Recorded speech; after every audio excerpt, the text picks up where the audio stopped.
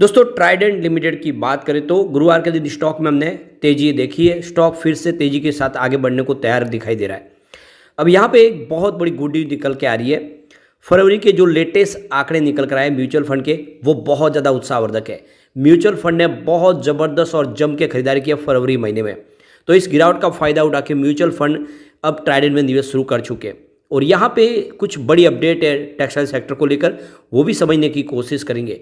क्या आने वाले समय में टेक्सटाइल सेक्टर में एक शानदार तेजी की संभावना बन रही है। पिछले 1-2 सालों से देखें तो टेक्सटाइल सेक्टर बहुत ज़्यादा मुसीबत में है।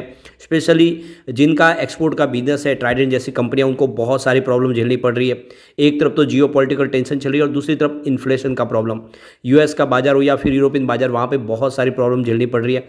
लेकिन अब इंडिया के बाजार से ही बहुत सारी अपॉर्चुनिटी निकल के आ रही है। ऐसे में क्या ट्राइडेंट फिर से वैसा ही रिटर्न देगा जैसा इसने पिछले दिनों दिया था, जानने की कोशिश करेंगे इस वीडियो के माध्यम से। लेकिन फ्रेंड, उससे पहले अगर आप पहली बार हमारे चैनल पे आए तो चैनल को सब्सक्राइब कर दीजिए, एक बेल आइकॉन दबा दीजिए ताकि जब भी नया वीडियो बने पहला नोटिफिकेशन आपको मिले। वीडियो पसंद आए तो लाइक से जरूर कीजिए। चलो फ्रेंड्स, वीडियो स्टार्ट करते हैं। मैं हूँ आपका दोस्त एस.बी. दवे और हमारे अपने चैनल ऑनलाइन कमाई में आपका बहुत बहुत स्वागत है। तो सबसे पहले गुरुवार के कारोबार की बात कर ले तो स्टॉक की शुरुआत हुई बिल्कुल फ्लैट 40.10 पर और क्लोजिंग थी, देख सकते हो कि वही बुधवार की 40.10 की। इंट्राडे में 41.10 का हाई बना और जो लो है वो 40.10 का। तो निचले लेवल से काफ़ी अच्छी तेजी देखने को मिली, लगभग ₹1 का जंप देखने को मिला। अंत में क्लोजिंग 40.55 के आसपास, जहाँ पे 1.12% की तेजी देखने को मिली। अब यहाँ पे इस स्टॉक ने ऑलरेडी लोगों को बहुत बड़ा मल्टी बैग रिटर्न दिया है। ₹3 के आसपास स्टॉक था 2020 मार्च में, और आपको ये पता ही होगा उससे उस समय से लगातार मैंने आपको कहा कि ये स्टॉक कमाल करेगा। ये कोयले की खान में एक ऐसा हीरा है जो आने वाले समय चमकेगा जरूर, और बिल्कुल वैसा ही हुआ। ये स्टॉक दौड़ा और लगातार दौड़ा, 70 तक चला गया। और आपको ये भी पता होगा जब उस समय दौड़ रहा था 50 के ऊपर जैसे क्रॉस किया, मैंने प्रॉफिट बुकिंग के लिए भी कह दिया कि आप प्रॉफिट बुक कर लेनी चाहिए। काफ़ी लोगों ने उस समय उस 50-60 के आसपास प्रॉफिट बुकिंग की, कुछ लोग रह गए तो स्टॉक नीचे भी आया। लेकिन अब यहाँ से एक शानदार तेजी की संभावना फिर बन रही है। निचले लेवल में एंट्री का मौका 35 के आसपास था। ये एक मिड कैप कंपनी बन चुकी है जो पहले स्मॉल कैप हुआ करती थी। इसकी परफॉर्मेंस को देखें तो 2 मार्च को स्टॉक 42.50 के आसपास है, जहाँ पे 0.7% की तेजी बनी। 4 मार्च को स्टॉक में फिर गिरावट हुई, 41.80 के आसपास आ गया, जहाँ पे 1.6% की गिरावट हुई। 5 मार्च को स्टॉक 41 के आसपास क्लोजिंग थी, जहाँ पे 1.9% की आपको फिर गिरावट देखने को मिलेगी। और 6 मार्च को स्टॉक 40.10 के आसपास है, जहाँ पे 2.2% की गिरावट हुई। यानी 3 ट्रेडिंग सेशन से जो लगातार गिरावट हो रही थी उस पर ब्रेक लगा है, देख सकते हो कि गुरुवार के दिन, और ये बहुत अच्छी बात है। निचले लेवल से स्टॉक रिकवर होता हुआ दिखाई दे रहा है। अब यहाँ पे जो बड़ी गुड न्यूज निकल के आ रही है, म्यूचुअल फंड ने फरवरी महीने में जम के खरीदारी की है। 13 नए म्यूचुअल फंड ने एंट्री कर ली है ट्राइडेंट लिमिटेड के अंदर, और एक भी म्यूचुअल फंड है जिसने यहाँ पे अपने शेयर नहीं बेचे। तो एक तरह से कह सकते हैं कि यह एक बहुत बड़ी गुड न्यूज है ट्राइडेंट के लिए। आने वाले समय ट्राइडेंट कमाल कर सकता है, जिस तरह से रिकॉर्ड तोड़ खरीदारी म्यूचुअल फंड की तरफ से हुई है। तो कौन से वो म्यूचुअल फंड है, जरा उनको चेक कर लेते हैं। तो सबसे पहले है Nippon India ETF Nifty mid cap 150, जिसने 1271 करोड़ का इन्वेस्टमेंट किया है।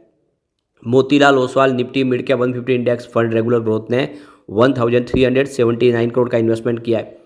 Nippon India Nifty mid cap 150 index fund ने 1122 करोड़ का इन्वेस्टमेंट किया है। SBI Nifty mid cap 150 index fund regular growth ने 305 करोड़ का इन्वेस्टमेंट किया है। इसके अलावा Zerodha Nifty large and mid cap 250 index fund ने 173 करोड़ का इन्वेस्टमेंट किया है। कुछ इंडेक्स और भी है इन्वेस्टमेंट जो कम है, लेकिन 100 करोड़ के ऊपर है, उसी को डिस्कस करेंगे। तो Aditya Birla Sun Life Nifty mid cap 150 index fund ने 169 करोड़ का इन्वेस्टमेंट किया है। इसके बाद में आप देख सकते हो Motilal Oswal Nifty fund regular growth ने 500 फंड ने 674 करोड़ का इन्वेस्टमेंट किया है। और इसके बाद में कुछ और निवेश हुआ है जो कम है, आप देखो कि 90 करोड़ के आसपास है जो एडलवाइज की तरफ से हुआ। ऐसे एक छोटा छोटा निवेश और हुआ है। अब उसके बाद में आप देख सकते हो कि ICICI prudential S&P BSE 500 ETF की तरफ से 180 करोड़ का निवेश हुआ है। ICICI prudential Nifty mid cap 150 ETF ने 285 करोड़ का इन्वेस्टमेंट किया है। ICICI prudential Nifty mid cap 150 index fund regular growth ने 322 करोड़ का इन्वेस्टमेंट किया है। तो काफ़ी बड़े ICICI बैंक के अलग अलग म्यूचुअल फंड ने निवेश किया जम के। Mirae asset Nifty India manufacturing ने 108 करोड़ का इन्वेस्टमेंट किया है। इसके अलावा Navi Nifty mid cap 150 index fund regular growth ने 107 करोड़ का इन्वेस्टमेंट किया है। Mirae asset Nifty mid cap 150 ने 627 करोड़ का इन्वेस्टमेंट किया है। तो ये क्लियरली देख सकते हो कि काफ़ी बड़े म्यूचुअल फंड ने जम के खरीदारी की और जिस तरह से ये नए म्यूचुअल फंड की एंट्री हुई है, ये इशारा है कि आने वाले समय ट्राइडेंट में अब शानदार तेजी की संभावना बन रही है। यहाँ पे जो इस सेक्टर के लिए जो बड़ी गुड न्यूज है कि करीब 95,000 करोड़ का फ्रेश इन्वेस्टमेंट आ सकता है आने वाले 4 से 6 साल में टेक्सटाइल सेक्टर में।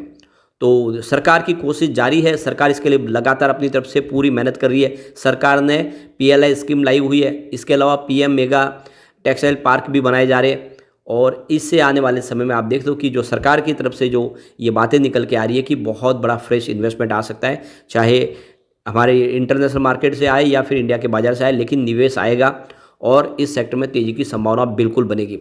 अब यहाँ पे सरकार ने एक बड़ा फैसला और किया है।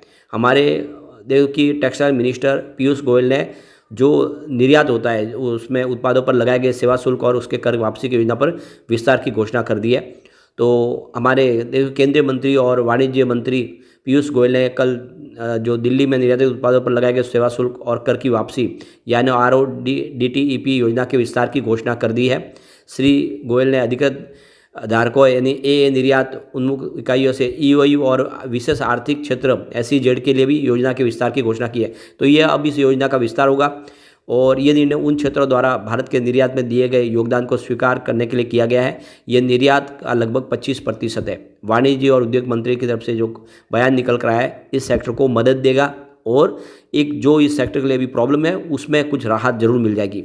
तो कुल मिला के सरकार की जो मंशा है वो इस सेक्टर को तेज़ी से आगे बढ़ाने की है, क्योंकि बहुत सारे रोजगार सृजन होते हैं इस सेक्टर से।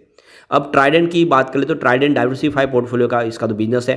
सिर्फ कंपनी टेक्सटाइल का बिजनेस नहीं करती है, बल्कि कंपनी का जो बिजनेस है उसमें केमिकल डिवीजन भी है और उसके साथ में कंपनी पेपर का बिजनेस भी करती है।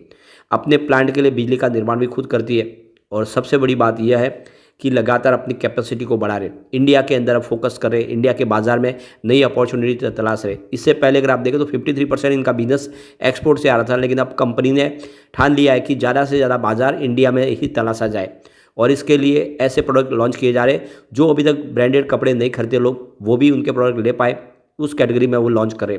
सबसे जो बड़ी इनके लिए जो जीत है कि लगातार इनको बहुत सारे पैटेंट हासिल होते हैं। जो प्रोडक्ट ये बना रहे उसको US का बाजार हो, यूरोपियन बाजार हो, फिर इंडिया के बाजार में पैटर्न हासिल हो रहे और इसलिए कह सकते हैं कि ट्राइडेंट आने वाले समय एक बड़ा मल्टीबैगर बन सकता है अगर आप इसको लॉन्ग टर्म के लिए होल्ड करें। लोगों को पहले भी भरोसा नहीं होता, जब इसकी प्राइस 3-4 रुपये के आसपास थी वो सोच रहे कि 10 रुपये हो सकता है, कभी किसी ने नहीं सोचा कि 70 हो सकता है। तो इसी तरह से इस समय वो 40 रुपये के आसपास है, लेकिन आने वाले 5 से 10 सालों में ये 500 का टारगेट दिखा सकता है। इसके अंदर वो सारा पोटेंशियल है। तो बस लॉन्ग टर्म का नजरिया लेके आपको ट्राइडेंट में निवेश कर लेना चाहिए। जिस तरह से यहाँ पे 18 जो नए म्यूचुअल फंड है उन्होंने जम के खरीदारी की है, तो दाव आपको लगाना चाहिए। अब एक बार इसके पिवट लेवल को चेक कर लेते हैं। तो यहाँ से अगर गिरावट होती है तो 40.72 का पहला सपोर्ट है, ये टूटा तो 38.93 तक स्टॉक जाता हुआ दिखाई दे सकता है। गिरावट और हुई तो 36.77 तक जाने की संभावना है। अब 35 से नीचे जाने की संभावना इसकी बहुत कम है। हर बार हमने देखा कि यहाँ से एक बाउंस बैक आ ही जाता है। पॉजिटिव माहौल बना तो 44 का फर्स्ट रेजिस्टेंस है, इसको पार करते ही 46 तक स्टॉक जाता हुआ दिखाई देगा। पॉजिटिव माहौल और बना तो 48.62 तक जा सकता है। तो आप देखो कि पहले इसने 52 की हाई बनाई हुई है रिसेंटली, उस लेवल के आसपास जाने की संभावना फिर बन जाएगी और एक बार 50 को क्रॉस किया तो ये 100 भी इसके लिए दूर नहीं है। तो बिल्कुल इन्वेस्टमेंट आपको करना चाहिए, लेकिन फ्रेंड कोई भी इन्वेस्टमेंट करने से पहले अपने फाइनेंशियल एडवाइजर से बड़े ले ले या अपना खुद का रिसर्च करें, क्योंकि मैंने वीडियो आपके एजुकेशनल पर्पज़ के लिए ही बनाया। वीडियो पसंद आए तो लाइक से जरूर कीजिए और चैनल को सब्सक्राइब कर दीजिए। Thank you friends.